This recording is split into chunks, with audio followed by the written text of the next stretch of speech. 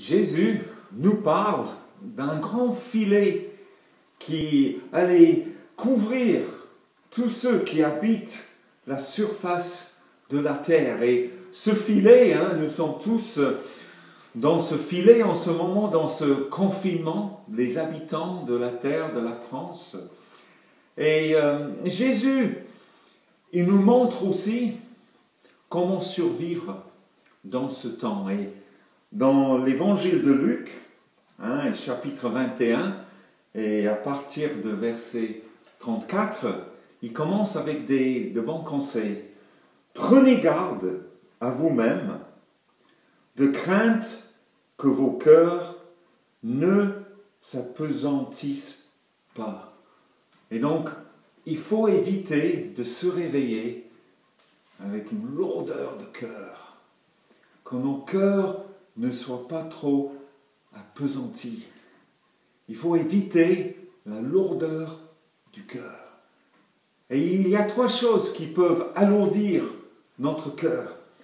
Il dit que vos cœurs ne s'apesantissent par les excès. Première chose, les excès. Bien sûr, l'excès de nourriture, l'excès de Netflix, de télé, l'excès de théologie, tous les excès, l'excès de toutes sortes, l'excès de paroles.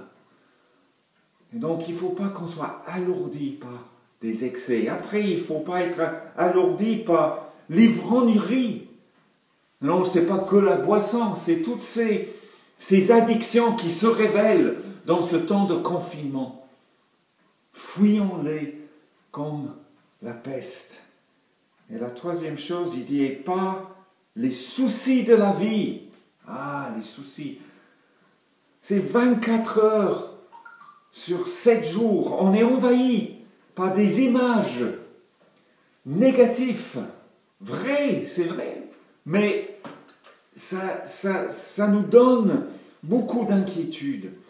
Et il faut aussi, pas juste voir des choses qui stimulent l'anxiété, mais il faut aussi qu'on se tourne vers la beauté et que nos cœurs ne soient pas trop appesantis par des soucis de la vie.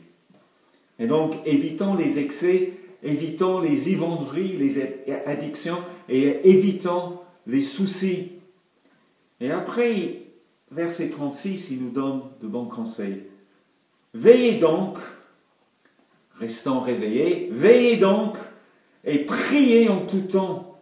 Chaque situation exige une prière, un soupir de notre cœur, afin que vous ayez la force d'échapper à tout ce qui doit arriver et de paraître debout devant le Fils de l'homme. Et donc là, Dieu nous appelle à cette légèreté d'un côté.